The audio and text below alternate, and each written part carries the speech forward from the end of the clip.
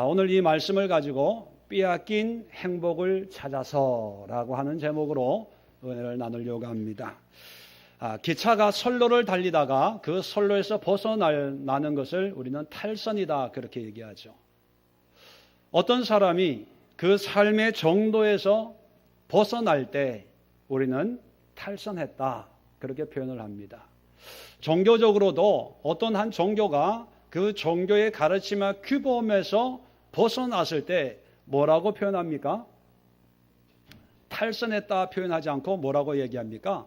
타락했다고 얘기합니다. 그러면 탈선과 타락 같은 의미지만 표현에 미묘한 차이가 있습니다. 그러면 탈선과 타락의 차이가 뭘까요?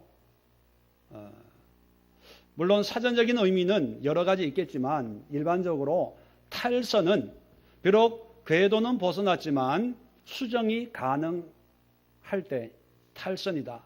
그래서 탈선했다는 그 말 속에는 빨리 궤도 수정을 하라 그런 의미가 담겨 있는 반면에 타락이라고 하는 것은 한번 탈선을 했는데 궤도 수정이 불가능할 때 그 이탈한 상태를 지적할 때 타락이다 그렇게 표현을 합니다. 소망이 없다는 거죠. 회복이 불가능하다 그렇게 얘기합니다. 자, 그런데 종교적으로 신앙적으로 타락이라고 한다면 회복 불능 상태를 염두에 두고 말하는 표현 방법이라면 오늘날 우리의 신앙 교회, 오늘날 우리 한국 교회에 있는 신앙의 모습을 보고 많은 사람들이 교회 안에서도 그렇고 교회 바깥에 있는 사람들이 일컬어 하는 말이 교회가 탈선했다고 표현할까요? 타락했다고 표현할까요? 어떻게 아세요? 저만 알고 있는 줄 알았는데 안타깝게도 오늘날 교회가 타락했다, 신앙이 타락했다 그렇게 표현하기를 주저하지 않습니다.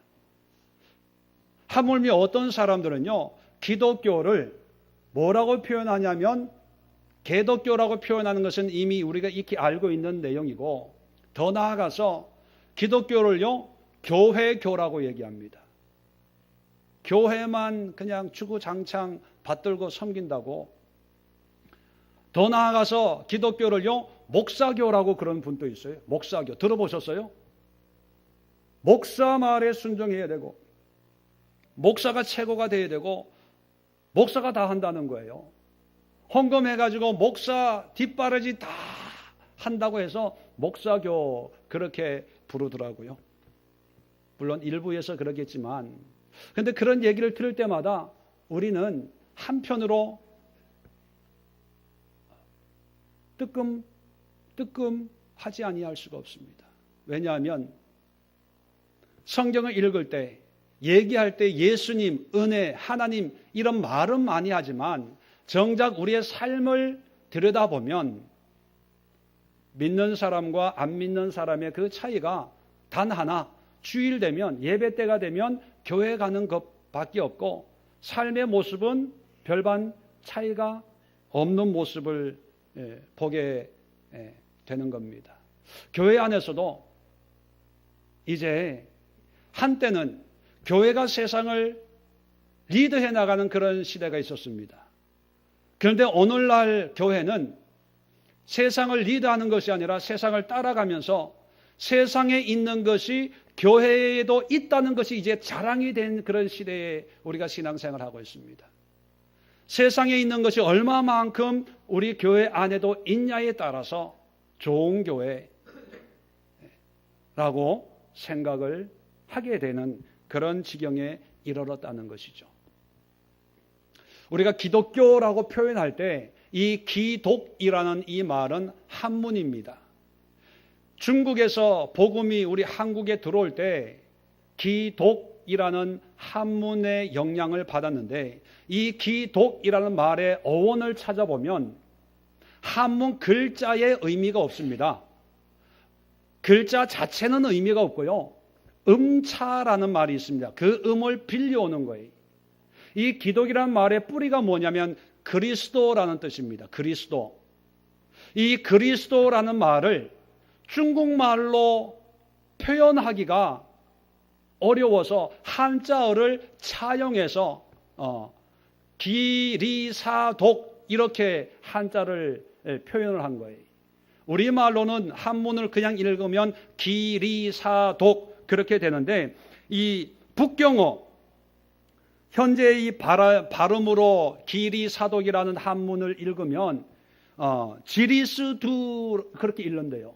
왜냐하면 우리가 북경 한문으로 북경이지만 중국 사람은 북경 안 하고 뭐라 그래요? 베이징, 모태똥 그러면 마오쩌둥 이렇게 읽는 것처럼 한문으로는 기리사독이지만 중국 사람들은요 지리스두 이렇게 발음을 한답니다. 그런데 문화혁명 전에 이 음이 국외음화 되기 전에 기리사독의 원래 발음이 뭐냐면 기리스도였대요. 그러니까 그리스도라는 말을 중국어로 음력을 한 거예요. 음을. 그것이 기리사독이고 그것이 한국의 전례가 되면서 줄여가지고 기독이 된 거예요. 기독. 그러니까 원래 기독이라는 말은 그리스도의 이게 축약형입니다. 축약형. 그 얘기는 뭐냐면 우리의 기독교의 본질과 핵심이 뭔가를 알려주는 거죠. 그리스도, 바로 예수. 그리스도교, 예수교가 기독교예요. 그 얘기는 뭐냐면 신앙의 가장 중요한 것이 누구라고요? 그리스도, 예수라는 것입니다. 그렇다면 신앙인에게 있어서 늘 생각하고 묵상하고 의식해야 될 대상이 예수님이에요. 예수님. 어떤 방송에서요 종교인들 간의 대담 프로를 만들었답니다. 언젠지는 모르지만 한번 책을 보니까 그런 경우가 있었는데 이제 스님들이 그래도 저는 인격이 있어서 님자를 붙여드립니다. 저 사람들은 목사의 님자를 안 붙이지만 스들 안 하고 스님이라고 이 스님들은 이게 와가지고 어떤 부처의 가르침을 가지고 우리가 이 시대에 어떻게 살아야 되는가 그런 말씀을 이제 전하고 이 천주교의 신부님들은 그 성인들 옛날에 성인들의 그런 삶을 통해서 이 시대에 어떻게 우리가 살아야 되는가 그런 얘기를 했다고 그러죠. 그런데 목사님은 그 얘기 가운데 교회가 어려운 사람들을 돕고 또 구제를 하고 탈북자를 돕는 그런 일을 하고 또 선교를 우리는 1년에 예산에 얼마를 하고 그런 얘기를 했다고 그럽니다. 그래서 그 대담을 마친 다음에 사람들의 반응을 보니까 스님들의 얘기를 들으면서 부처의 가르침이 그런 거였구나.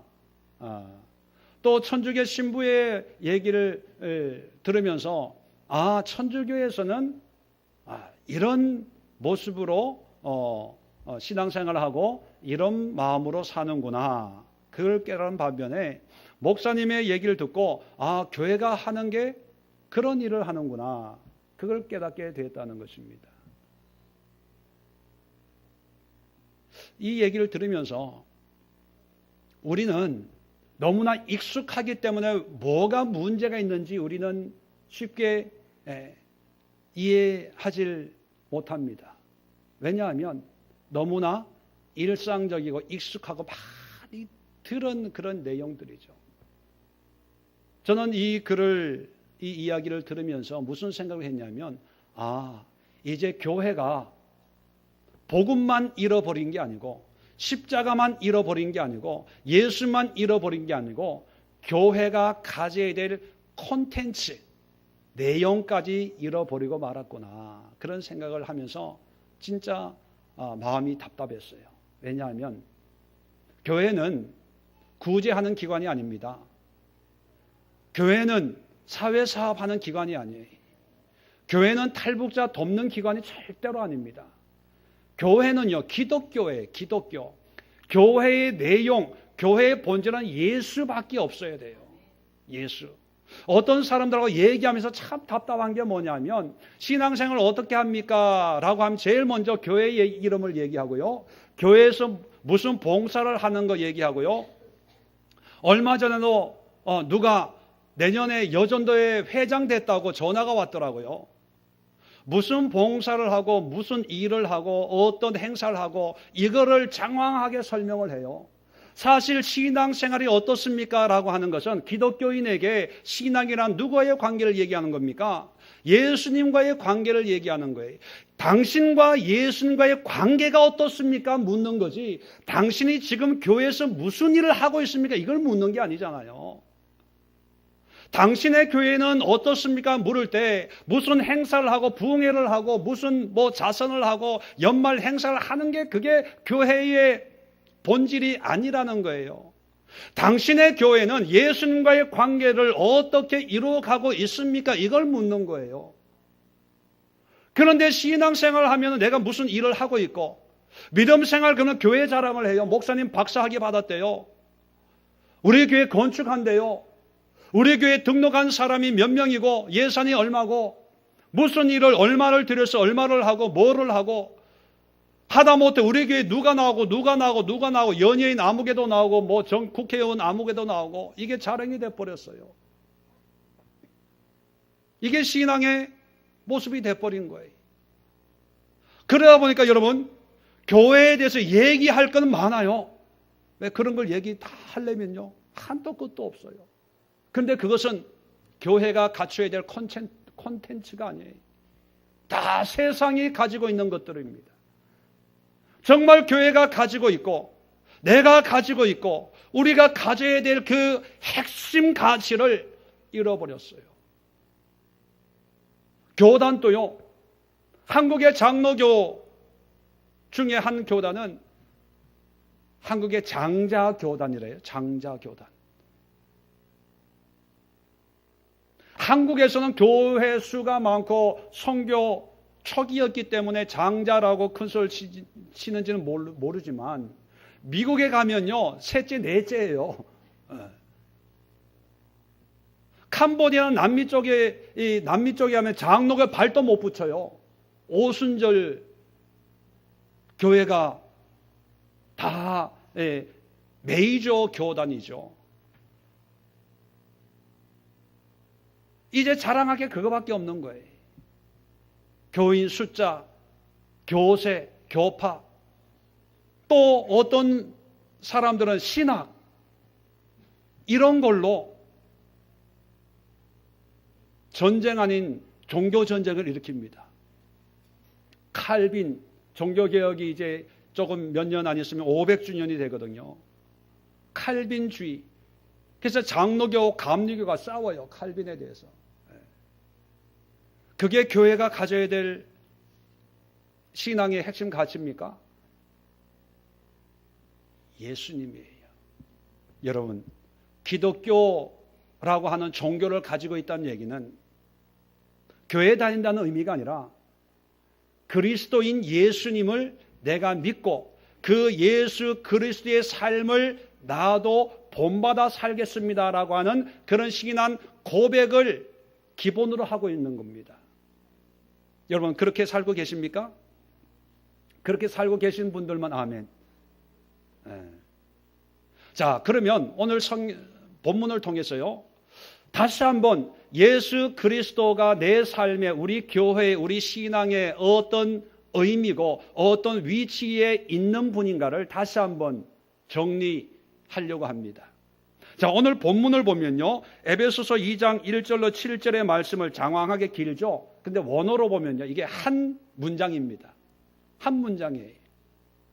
한 문장이라는 얘기는 이 안에 주어가 있고 동사가 있고 그리고 뭘 말하려고 하는 목적어가 있고 그리고 이것을 수식하는 수식어로 구성이 되어 있다는 의미입니다. 자, 그러면요 여기에서 주어와 동사를 한번 찾아보십시오. 30초의 시간을 드릴 테니까 주어와 동사를 찾으십시오. 찾으신 분에게는 제가 정심을 대접해 드립니다. 오늘 특별식을 준비했습니다. 아주 맛있는, 내가 특별히 박희 권사님하고 정복수 권사님한테 부탁을 해서 특별식을 제가 준비해 놨거든요. 자, 1절에 보면 그는 허물과 죄로 죽었던 너희를 살리셨도다. 그런데 이게 번역이 잘못됐어요. 원어에 보면 그는 이라는 말도 없어요. 살리셨도다 라는 동사도 없어요. 원어에 보면 뭐로 시작하냐면 휘마스, 온타스, 네크루스, 그걸로 시작. 휘마스라는 말은요, 너희를, 그런 뜻이에요. 온타스라는 말은 was, 과거형이에요. 였다 하는 거죠. 네크루스라는 말은 뭐냐면 죽었다는 거예요. 영어에도 네크로라는 말이 단어 앞에 붙으면 시체란 뜻이에요. 네크롭식이라는 말이 뭐냐면 이게 검시하는 거 있죠. 네크로토미가 뭐냐면 시체 해부란 뜻이에요. 네크로라는 말이 이게 시체란 뜻입니다. 네크루스는 시체였다는 거예요. 죽었다는 거예요. 누가? 너희가. 죄와 허물로 죽었던 휘마스, 너희. 이게 이 문장의 시작이에요. 그런데 우리가 의역을 하면서 여기다 갖다 붙인 거예요. 나는 이라는 주어를 붙이고 살리셨도다. 이걸 결론 의미적으로 붙여가지고 한 문장을 만들었는데 원어에는요, 허물과 죄로 죽었던 너희를 이렇게 시작을 합니다. 그럼 이게 주어가 아니죠. 자, 2절에 그때의 너희는 그 가운데 행하여 이 세상 풍조를 따르고 공중의 권세 잡은 자를 따랐으니 곧 지금 불순종의 아들들 가운데 역사하는 영이라. 자, 2절은요, 죄와 허물로 죽었던 상태에 대한 설명을 붙이는 거예요. 그러니까 1절과 연결되는 거예요. 자, 허물과 죄로 죽었는데 2절은요, 영적인 상태를 설명합니다. 공중권세에 잡은 자, 세상 풍조를 따르고 또 불순종의 아들들 가운데 역사하는 영, 곧 한마디로 누굽니까? 누구 아래 있었다는 거예요? 마귀 사탄 아래 그때 살면서 죄와 허물로 죽었다는 거예요. 자, 3절입니다. 3절도 2절을 반복해요. 똑같은 구조입니다. 2절에는 그때, 3절에는 전에, 2절에는 너희는 그 가운데서 행하여, 3절에는 우리도 다 그 가운데서 살았다는 거죠. 자, 3절에는 우리의 육체의 욕심을 따라 지내고 육체의 마음에 원하는 것을 하여 다른 이들과 같이 본질상 진노의 자녀였다는 거예요. 자녀로서 죄와 허물로 죽은 상태였다는 거예요. 다시 말해 2절은 영적인 상태를 얘기하는 거고 3절은 환경적인 내 욕심과 마음을 따라 살아서 결국은 하나님의 진노로 말미암아 죽은 너희들, 이거예요. 그러면 1절과 3절은 다 목적어예요. 목적 구절입니다. 여기에 주어 동사가 있는 게 아니고 목적이라는 목적, 어떤 동사의 목적인데, 그러면 주어는 어디에 있을까? 4절입니다. 긍휼이 풍성하신 누구가? 하나님이. 이게 주어예요. 그래서 이 하나님을 번역할 때 의미를 쉽게 표현하려고 했는지 모르지만 그는 이렇게 표현한 거예요. 이 그는은 하나님을 지칭하는 거예요. 하나님이. 그러면 이제 주어를 찾았고 목적어를 찾았으면 그 다음에 동사는 뭘까요? 1절에 살리셨도다 하는 이 동사가 어디서 나왔냐 하면 5절에서 나온 거예요. 허물로 죽은 우리를 그리스도와 함께 살리셨다. 이 살렸다는 의미를 빼가지고 미리 1절에 이렇게 붙여놓은 거예요. 의역을 한 거죠. 그러면요, 주어는 하나님이고 동사는 살리셨다만이 아니라 세 개예요. 그 다음에 보면 함께 살리셨고 또 6절에 함께 일으키셨고 또 6절 끝에 함께 하늘에 앉히셨다. 동사가 세 개가 연결이 되는 거예요.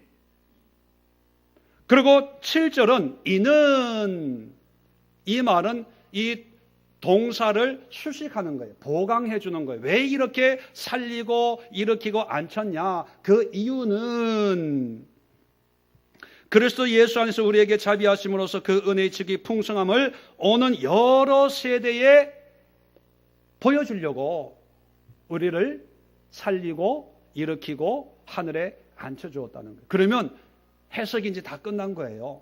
하나님이 죄와 허물로 죽은 우리, 왜 그랬냐? 마귀의 지배 아래 있었고 내 욕심대로 하다가 하나님의 진노 아래 있었기 때문에 죽었던 우리를 모든 세대 사람들에게 하나님의 은혜를 보여주기 위해서 우리를 예수님과 함께 살리시고 일으키시고 하늘에 앉혔다는 거예요. 그러면 해석이 다 끝난 겁니다. 자, 여기서 해석하려고 설교하는 게 아니죠. 이 의미를, 그러면 일반적으로 주어가 있고 동사가 있고 목적어가 있고 서술식으로 서술형 문장을, 이게 편지거든요. 감옥에서 쓰고 있는데 서술형으로 쓰지 왜 목적어를 빼다가 앞에 뒀을까요? 뭐 하기 위해서? 강조하기 위해서요. 강조하기 위해서. 뭐를 강조하기 위해서? 우리의 상태를 강조하기 위해서. 그리고 4절과 5절을 통해서 주어 동사를 같이 붙여놨어요.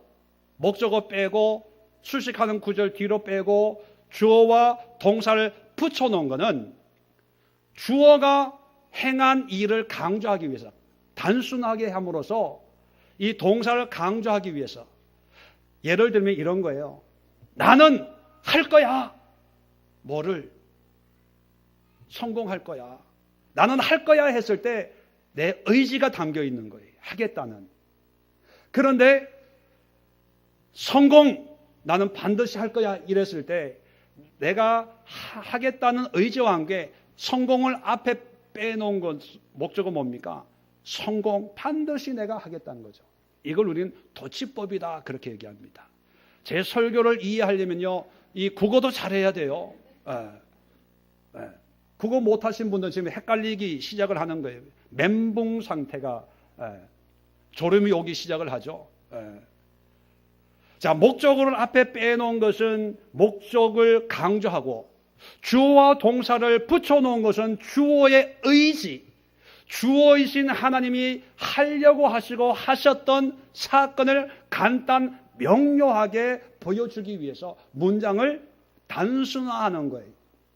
우리는 이걸 번역을 하다 보니까 읽어도 뭔 말인지 모르고 절로 또 나눠 놓으니까 이게 헷갈리는데, 원어를 읽어보면요, 감옥에서 에베소 교회 성도들에게 편지를 쓰는 바울의 마음을 이 피부로, 바울의 마음이 이거구나를 느낄 수 있어요. 물론 그렇다고 해서 제가 원어를 보면 항상 느낀다는 얘기는 아닙니다. 연구를 해보니까 원어 갖다 놔도 저도 까막눈이에요. 공부를 해보니까 그렇다는 거예요. 자, 그러면 이제 해석이 어떻게 되냐면 우리의 본질적인 모습이 뭐였냐는 거예요.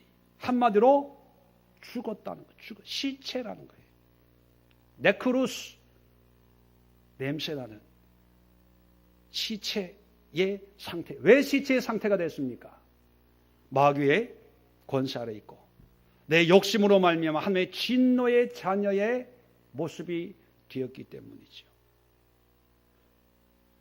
그런데 하나님이, 긍휼이 많으신 하나님이 우리를 사랑하는데 그냥 사랑이 아니고 4절에 큰 사랑을 하셔가지고 우리를 살리셨어요. 그 죽음의 상태에서. 그냥 살려준 것이 아니라 모든 환경으로부터 일으켜준 거예요. 세워준 거예요. 세운 것으로 끝나는 것이 아니라 우리를 6절 끝에 보니까 예수님과 함께 어디에 앉혀요? 하늘에. 이 땅도 아니고요, 하늘에 앉혀주시는 거예요. 왜요? 이게 우리만 해당되는 것이 아니라 모든 세대 사람들에게 이렇게 하겠다는 하나님의 의지를 보여주기 위해서 이렇게 하셨다는 거예요. 누가 하셨다고요? 하나님이. 그래서 8절에 보면 너희는 그 은혜에 의하여 믿음으로 말미암아 구원을 받았으니 이것은 너에게 난 것이 아니요 하나님의 선물이라. 이게 선물이에요. 그래서 9절에 행위에서 난 것이 아니니 이는 누구든지 자랑하지 못하게 하려 함이라. 어떤 사람들은요, 우리의 삶의 전부를 하나님이 예정해서 하나님 무조건적인 은혜로 우리를 다 인도했다고 그렇게 생각을 합니다. 그래서 우리가 할 수 있는 것은 아무것도 없다고 생각을 해요. 전적인 하나님의 은혜라고 생각합니다. 그것은 일부는 맞지만 틀려요. 지금까지 하나님의 은혜, 우리의 행위에서 난 것이 아니고 하나님의 전적인 은혜라고 하는 것은 죄악 가운데 있는 죽은 상태에 있는 우리가 할 수 있는 게 없잖아요. 누가 하신 거예요? 하나님이 이 구원의 은혜를 베풀어 주었다는 거예요. 여기에 우리의 행위가 개입될 여지가 없다는 얘기입니다. 하나님의 구원의 작정과 계획은 우리의 행위가 아니에요. 전적인 100% 하나님의 긍휼, 자비, 사랑, 은혜예요. 행위에서 난 것이 아니기 때문에 우리가 자랑할 수 없어요. 내가 조금 열심히 믿었더니 하나님이 이렇게 나를 불쌍히 여겨주셨어요. 이렇게 얘기할 수 없다는 거예요. 전적인 은혜고요. 자, 10절 보십시오. 계속해서 자랑하지 못한다. 자, 우리는 그가 만드신 바라 그리스도 예수 안에서 선한 일을 위하여 지으심을 받은 자니 이 일은 하나님이 전에 예비하사 우리로 그 가운데서 행하게 하려 하심이니라.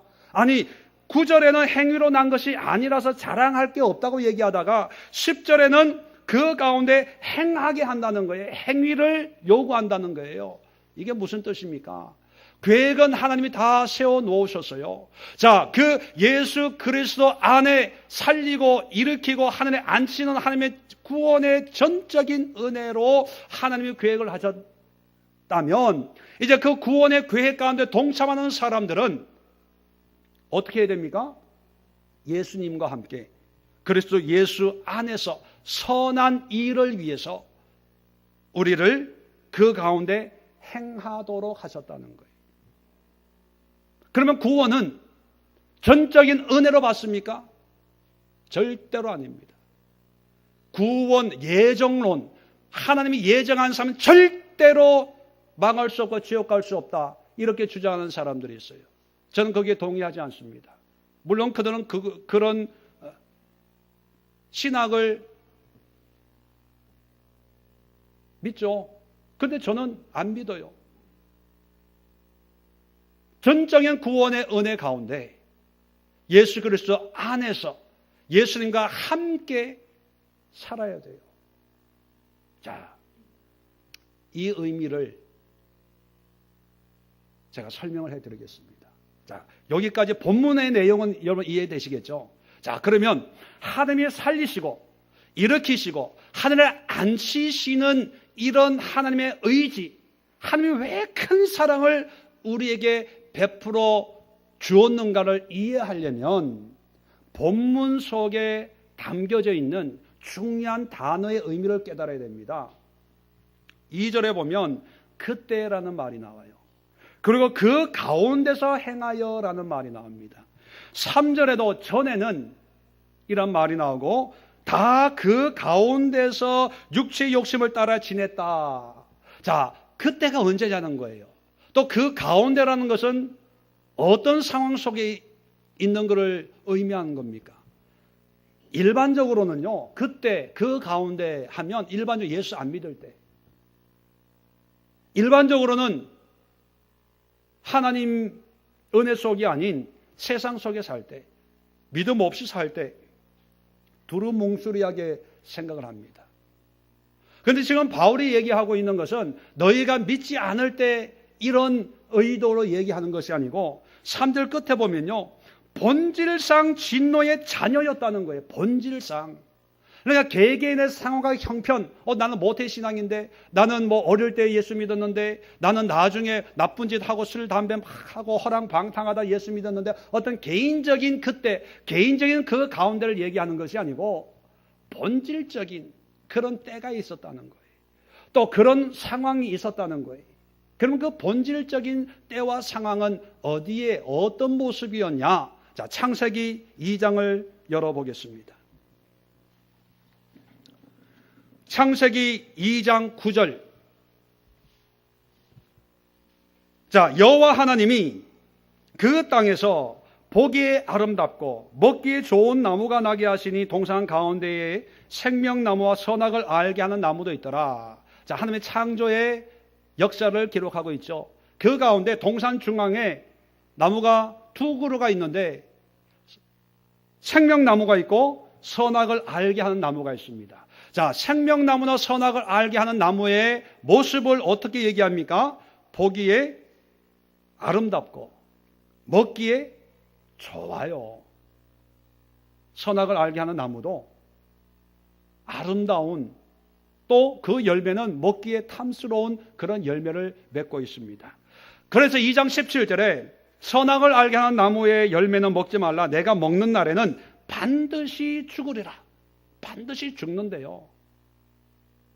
자, 3장에 오면 우리가 잘 알고 있는 것처럼 마귀가 하와를 유혹을 합니다. 5절에 보면 어떻게 유혹하냐면 그것을 먹으면 눈이 밝아져서 누구와 같이 된다? 하나님과 같이 되는 거예요. 자, 하나님과 같이 되는데 어떤 모습으로 같이 되냐? 선악을 아는데 하나님과 같이 된다. 그렇게 유혹을 해요. 자, 6절에 보니까 그 선악을 알게 하는 나무를 보니까 성경이 이렇게 얘기합니다. 먹음직하고 부함직하고 지혜롭게 할 만큼 탐스럽기도 한 나무인지라. 자, 이 모습이 진짜 선악을 알게 하는 나무의 모습과 같아요, 틀려요? 똑같아요.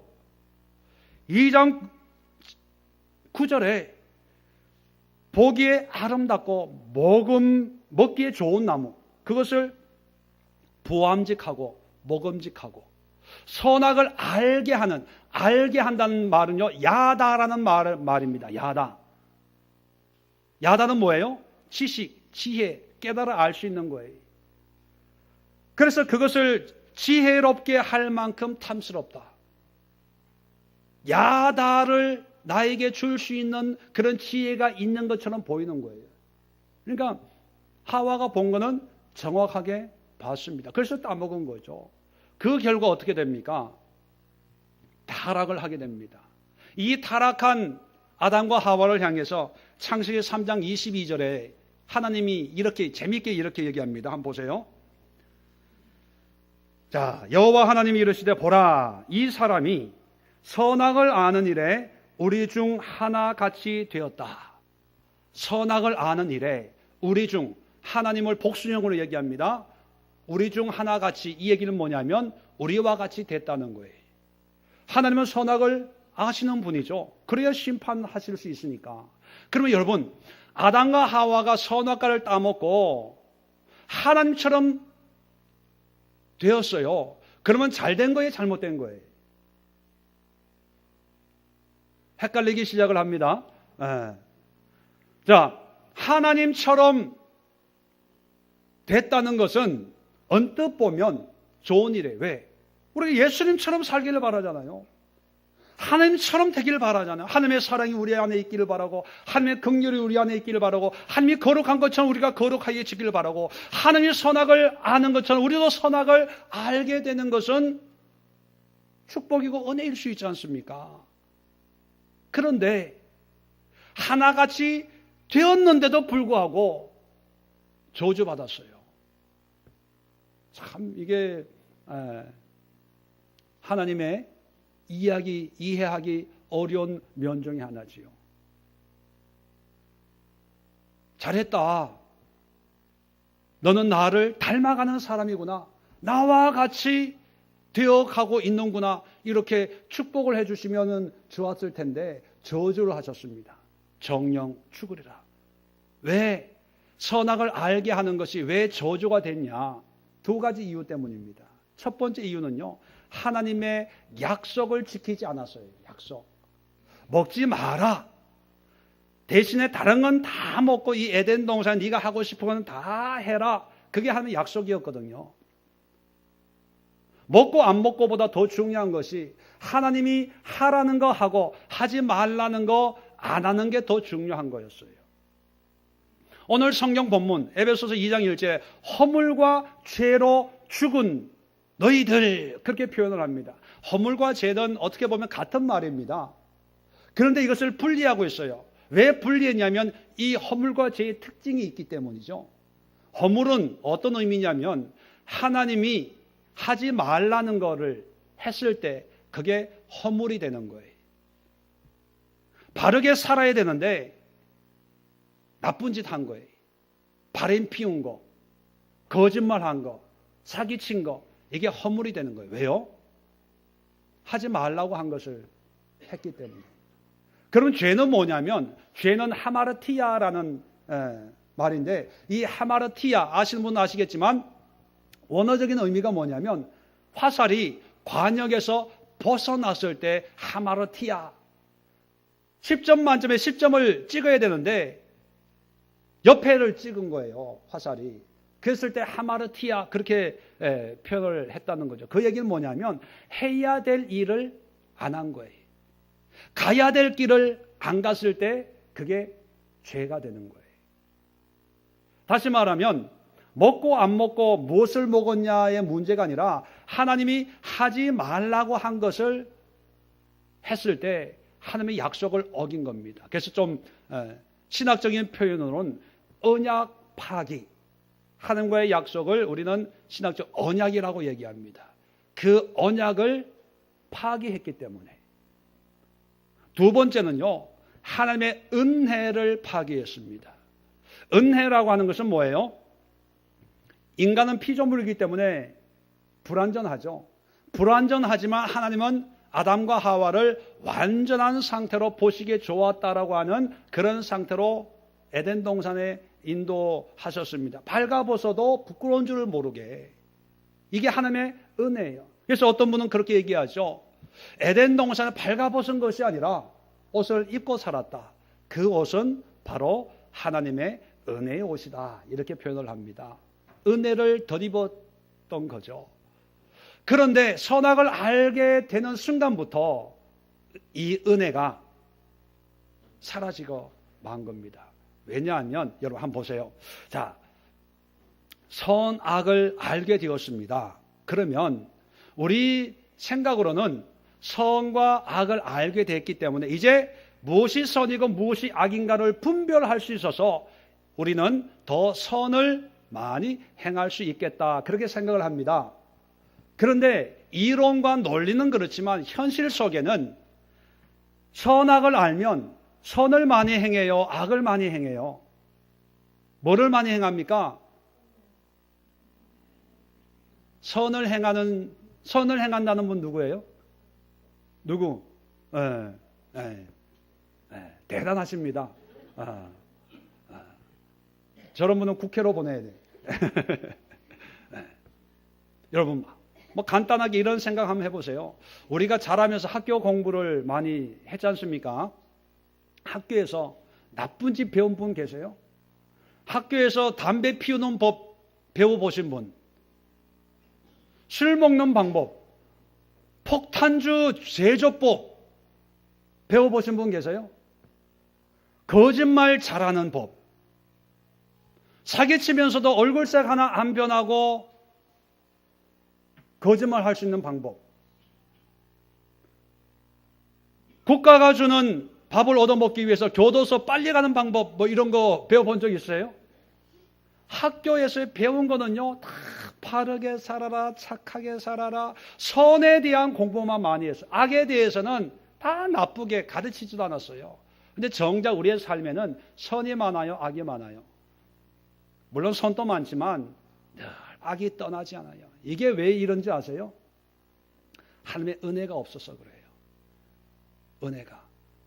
우리가 에덴 동산에서 아담과 하와가 완벽한 삶을 살아서 그것이 낙원이 된 것이 아니고 하나님의 은혜가 있었기 때문에, 코끼리를 보고 코끼리 했다면 그게 이름이 돼버리고요, 사자 했다면 사자가 돼버리는 거예요. 아담의 능력과 아담의 지혜 때문에 낙원이 된 게 아니었다는 것입니다. 그런데 하나님 이 범죄함으로 말미암아 하나님의 은혜를 깨뜨려 버린 거예요. 그래서요, 범죄하자마자 처음 나타난 현상이 뭡니까? 벗었으므로 부끄러워하는 거예요. 누가 가르쳐 줬어요? 가르쳐 준 게 없어요. 옛날에도 벗었는데 은혜의 눈으로 품었기 때문에 아름다워 보여서 내 뼈 중에 뼈요 살 중에 살이라. 하나님의 은혜가 벗겨져 버리니까 배가 남산만 하고요, 얼굴은 막 곰보 주근깨 투성이고요, 눈은 팍 찢어지고요, 코는 납작하고요, 성깔은 또 얼마나 있는지 이 하와가 정신이 번쩍 드는 거예요. 그게 눈이 밝아지는 거예요. 여러분, 눈 밝아지면 안 돼요. 여러분, 영원히 우리 남자 집사님들 영원히 눈이 어두워지기를 주의 이름으로 축원을 드립니다.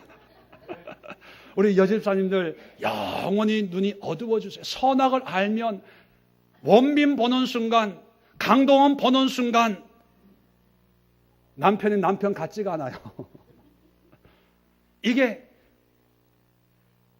선악을 알게 하는 나무의 열매의 효과가 뛰어나서가 아니라 하나님의 은혜가 없어져서 그런 거예요. 은혜가 없어졌어. 저는 개인적으로 하나님의 은혜가 늘 충만해서요,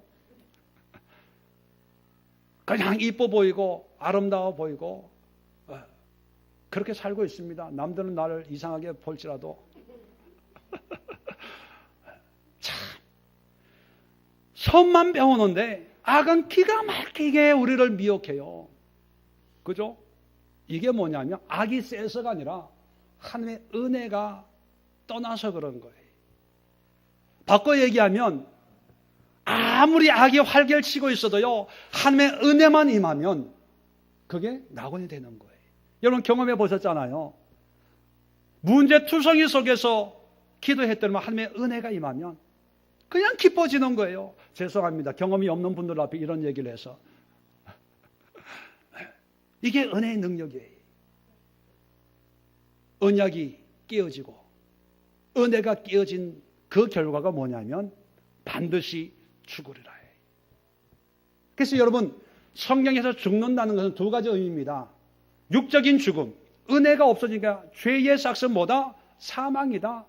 에덴 동산에 있을 때는 영원한 생명나무로 연명을 해서 영원히 사는데 에덴 동산에 추방당함으로 말미암아 이제 죽음이 우리를 기다리는 거예요. 하나님 또 좀 빈틈이 있으면 좋으련만 성경에 보면요, 생명나무로 가는 그 길을 그룹 천사와 이 불칼을 가지고 지키고 있어요. 왜? 그 생명나무 열매를 맺고 영생할까 봐. 그 길만 조금 열려져 있었으면 우리가 영생할 텐데, 뭐를 가지고? 죄를 가지고. 그러면 그게 축복입니까? 저주입니까? 저주겠죠. 다행히 죽음을 피하지 못하도록 생명나무 길로 간 걸 막고 계십니다. 그 결과 죽음이 우리에게 온 거예요. 두 번째는 뭐냐? 은혜가 없어졌기 때문에 하나님과의 관계가 단절된 거예요. 그래서 여러분, 우리가 육적인 죽음도 죽음이지만 하나님을 알지 못하고 또 하나님을 안다고 하더라도 하나님과의 관계가 회복이 안 된 상태는 무슨 상태다? 죽음이에요. 죽음. 주변을 한번 보십시오. 내 옆에 앉은 이분이 산송장인지 진짜 살아있는 분인지 한번 보십시오. 한번 찔러봐요. 하나님과 교제하고 계세요? 하나님과 교통하고 있습니까? 살아있어도 그것은 죽은 거였으면, 서 권사님, 살아있는 거예요? 죽어있는 거예요? 네. 자, 추도 예배 드립시다. 이 순간 돌아가셨군요. 네. 그게 우리의 모습이에요. 그걸 1절, 2절, 3절 오늘 본문이 얘기하는 거예요. 그것이 세상 풍조를 따랐고 공중권세 잡은 자, 미혹의 영, 불순종의 아들들의 역사하는 영이 마귀 사탄이에요. 그 영향 아래서 우리 욕심과 우리의 마음을 따라서 산 결과 결국 본질상 진노의 자녀였다. 그때가 바로 에덴 동산에 타락할 때, 그 가운데가 뭐냐면 마귀 사탄 죄 가운데 있을 때 우리의 모습이 허물과 죄로 죽었던 우리라는 거예요. 죽을 것이다가 아니에요. 이미 여기에서 죽었어요. 죽었어. 반드시 죽으리라. 그래서 여러분, 바울이 도취법을 사용한 게 뭐냐면 우리의 상태, 우리의 본질, 우리의 모습이 뭔가를 적나라하게 알려주기 위해서 혼타스 히마스, 너희가 어떤 인간인지 아냐 이것들아. 겉으로는 잘 먹고 부자고 똑똑하고 세상엔 지위가 있다고 해도 다 시체들이에요. 시체들. 그거예요. 내세울 게 없다는 거예요. 자랑할 게 하나도 없는 그런 존재들이라는 것입니다. 이거를 강조하기 위해서 1절, 2절, 3절을 미리 빼놓고 얘기하는 거예요. 자, 그런데 4절에 오면, 오늘 본문 4절에 오면 긍휼이 풍성하신 하나님이 우리를 사랑하신 그 사랑을 인하여, 이게 아가페예요. 아가페. 진노의 자녀인데 심판의 대상이고 죽음밖에 기다릴 것이 없는데 하나님이 큰 사랑, 이게 은혜라는 거예요. 이게 어떻게 하셨습니까? 우리를 살려달라고도 안 했는데 하나님이 살리세요. 이렇게 세워달라고 안 했는데 이렇게 세워요. 이렇게 세운다는 것은요, 상징적인 의미로 회복시킨다는 거예요. 살았던 예수님이 죽어서 무덤에 있지만 살리신 다음에 다시 하나님의 아들의 모습으로 회복시키는 거예요. 죽은 나사로를 불러냈습니다. 나사로야 나오라 했어요. 이게 살리는 거예요. 그런데 저를 동인 수건들이 있으니까 저를 풀어놓아 다니게 하라. 원래의 상태로 회복하는 게 일으키는 거예요. 우리를 회복시켜 주시는 거예요. 이 땅에서 회복시켜 주시는 걸로 끝나는 것이 아니라 또 하늘에 앉혀요. 영적인 영원한 생명. 이게 뭡니까? 잃어버린 우리의 특권, 잃어버린 에덴 동산을 다시 완벽하게 회복시켜 준다는 거예요. 하나님이. 우리가 기도도 안 했는데, 우리가 구하지도 안 했는데, 우리는 가장 날 때부터 우리 조상들 한번 보세요. 하나님, 예수님 찾기나 했습니까? 날 때부터 양반, 쌍놈 얘기하면서 그냥 죽자고 일하고 공부하고 조금 벼슬 하고 아니면 살다가 그냥 이게 운명이거니 팔자거니 그렇게 살았던 민족들 아닙니까? 그런데 하나님이 큰 사랑을 베푸셔서 이런 놀라운 은혜를 베풀어 주십니다. 그런데요, 여기서 중요한 게 있습니다. 살리는데 그냥 살리는 게 아니고, 일으키는데 그냥 일으키는 게 아니고, 하늘에 올리시는데 그냥 올리는 것이 아니고, 자, 성경을 봅니다. 5절에 그리스도와 함께 살리시고, 함께 살리시고의 이 함께 살린다, 우리는 두 단어로 되어 있는데 원어는 한 단어예요. 순이라는 의미가 함께거든요. 순 살리시고 한 단어로 얘기하고 있습니다. 그리고 일으키시고 순에게이로 일으킨다는 말도 한 단어예요. 하늘에 함께 앉히신다, 이것도 한 단어예요. 그 얘기는 뭐냐면 예수 그리스도를 하나님의 도구로 사용하시는데 우리와 뗄래야 뗄 수 없는 관계로 연합된, 연결된 그런 도구로 사용하시는 거예요.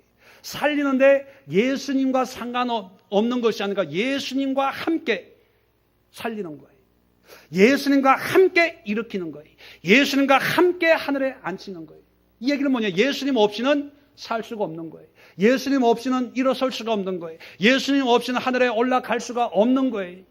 하나님께서, 성부 하나님께서 성자 예수를 이 땅에 보내신 것은 함께 살려서, 함께 일으켜서, 함께 하늘에 앉아서 잃어버린, 마귀로 말미암아 빼앗겨버린 우리의 옛 영광을 온전히 회복해 하고, 이렇게 회복한다는 이 사실을 너희들만이 아니라 모든 세대에 나타나게 하기 위해서 예수님이 이 땅에 오셔서 우리의 구세주가 되어 주셨다, 이걸 얘기하는 거예요.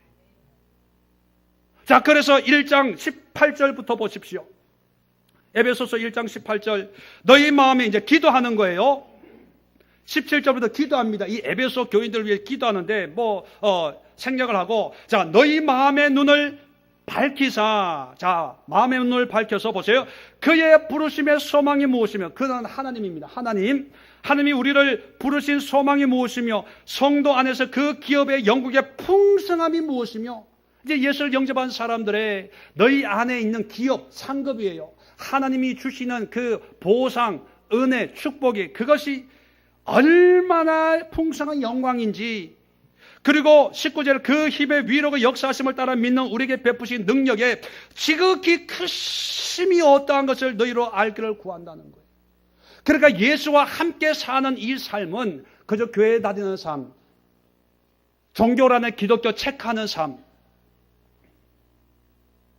밥 먹을 때 머리 한번, 눈 한번 감고 기도하는 삶, 그게 아니고요. 예수님과 함께하는 삶은요, 하나님의 소망과 하나님의 영광과 하나님의 기업, 잃어버린 그 에덴을 다시 회복한 그 기업의 풍성함이 무엇인지를 좀 제대로 알았으면 좋겠다. 그걸 얘기하는 거예요, 감옥에서. 자, 계속해서 봅니다. 20절입니다. 그의 능력이, 하나님의 능력이 그리스도 안에서 역사하사. 자, 예수 그리스도를 통해서 역사해서 죽은 자 가운데 다시 살리시고, 오늘 본문과 똑같은 말입니다. 하늘에서 자기의 오른편에 앉으시고 모든 통치와 권세와 능력과 주권과 이 세상뿐 아니라 오는 세상에 일컫는 모든 이름 위에 뛰어나게 하시고, 보세요. 만물을 그 발 아래, 예수의 발 아래 복종하게 하시고 그를 만물 위에 교회의 머리로 삼으셨느니라. 교회는 그의 몸이니 만물 안에서 만물을 충만케 하는 이의 충만함이니라. 누가요? 예수님이요.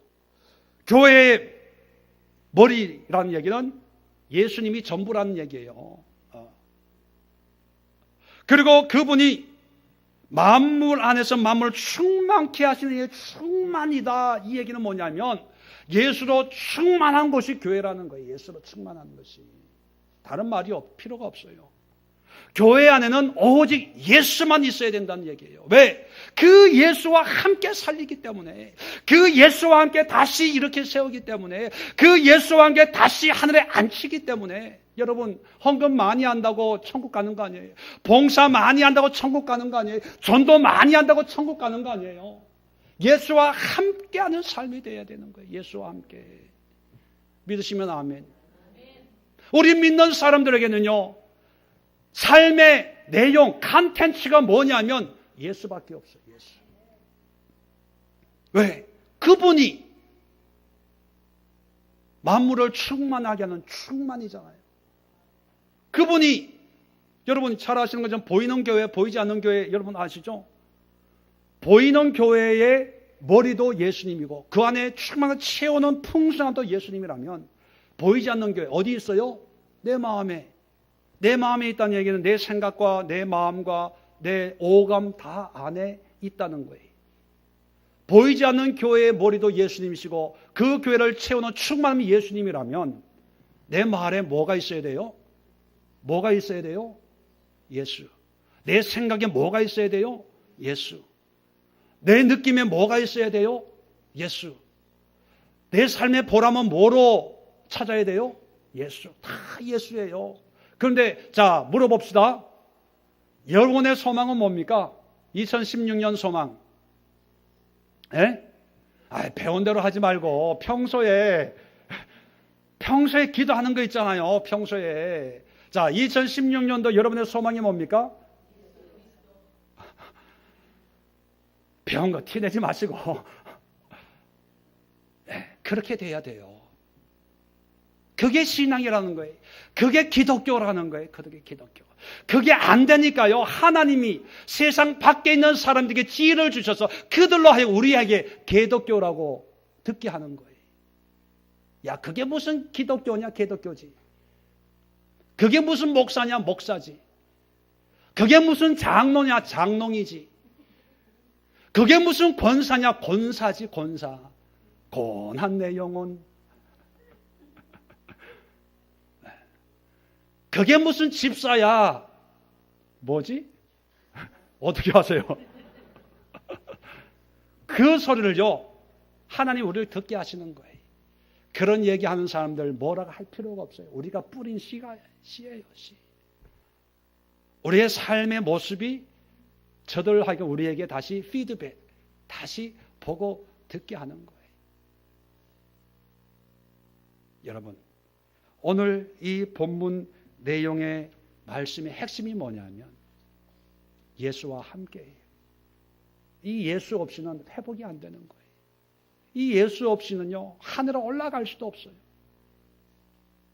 어떤 분은 그래, 아유, 목사님, 예수님은 잘 모르겠고요. 내가 열심히 목사님 하라는 대로만 열심히 할게요. 예수님은 간데 온데 없고 여전도 회장, 남전도 회장, 성가대, 부장, 반사, 교사 백날 첫날 해보세요. 여러분, 목사에게 사기당하는 거예요. 목사한테 사기당하는 거예요. 목사 말에 순종, 이거 목사한테 사기당하는 거예요.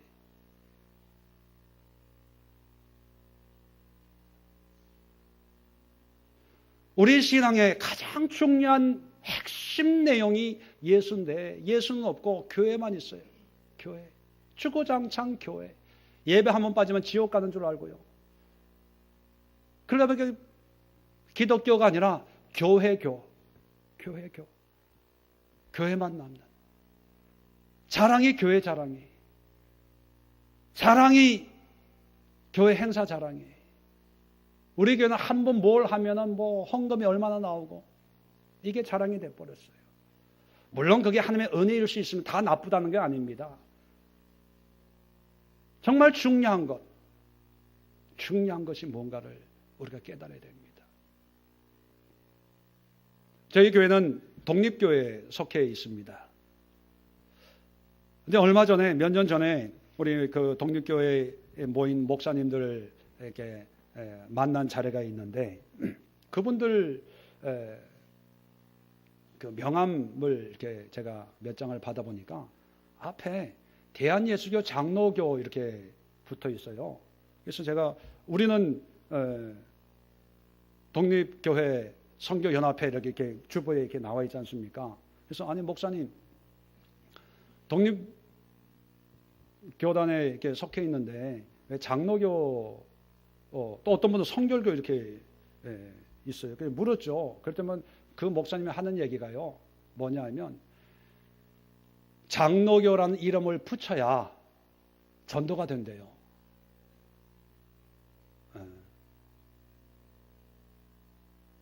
그래서 인터넷에 들어가서 소속 교회들을 한번 쭉 살펴보니까 대한예수교, 장로교, 뭐 순복음 다 그대로 있더라고요.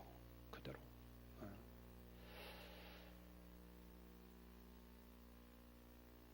교회를 하려면 장로교, 감리교, 교단이 중요한 거예요. 그렇게 생각이 된 거예요. 이단 소리 안 듣고 뭐 이상하다 소리 안 듣고 우리는 장로교야 얘기할 수 있잖아요. 전도가 되니까. 어떻게 보면 마케팅 면에서는 참 좋은 아이디어일 수 있습니다. 제가 개척할 때요, 어떤 목사님이 저보고도 그랬어요. 한국에서 개척하려면 앞에 대한예수교 장로교를 붙여야 사람들이 온다는 거예요. 그러니까 군소 돈만 주면 상회비만 내면 가입시켜주는 그런 장로교들이 숱하게 있으니까 알아보고 적당한 데 가서 장로교에 가입을 하라고. 근데 저는 한 번도 그렇게 해본 적이 없어요. 아예 남들이 이런 교단도 있나? 또 이런 데도 있나? 그렇게 물어본 분도 있어요. 그래도요, 그저 오든 말든 왜? 교단이 중요한 게 아니라 예수가 중요하니까 그게 붙이는 거죠. 뭐. 다시 한번 말씀을 드립니다. 예수님은 이 땅에 오셔서 3년 반의 짧은 생애를 사셨습니다. 그 삶에 여러 가지 기적도 일으키고 병도 고치고 귀신도 쫓아내고 오병이어도 이뤘지만요. 그 모든 삶의 목표, 핵심 가치는 뭐냐면 나를 믿으라였어요. 목마른 자에게는 내가 너의 생수다. 배고픈 자에게는 내가 생명의 떡이다. 내가 길이요 진리요 생명이다. 나로 말미암지 않고는 아버지께로 올 자가 없다. 오직 예수예요. 오직 예수. 자, 이 믿음이 있다면요, 그러면 우리의 삶이 달라지는 거예요.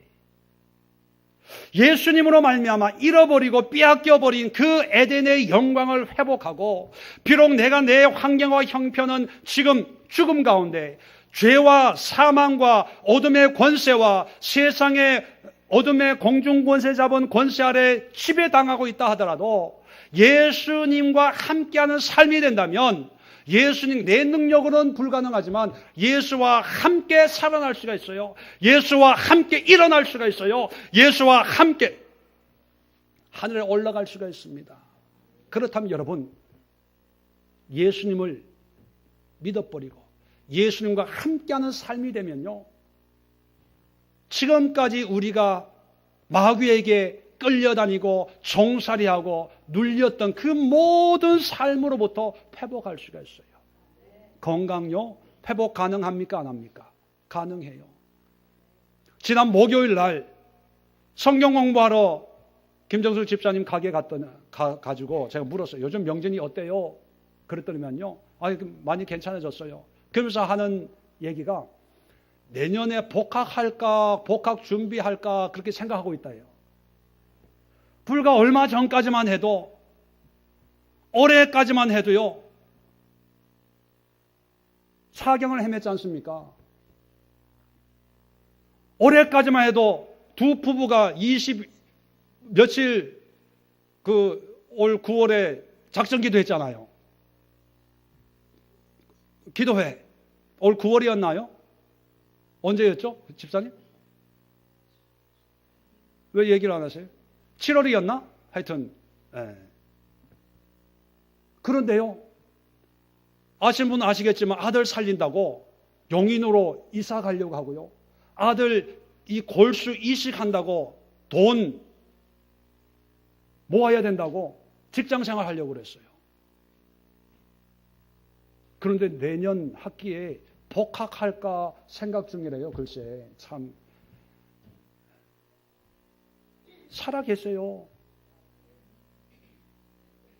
제가 권사님한테 그랬죠. 괜찮다고.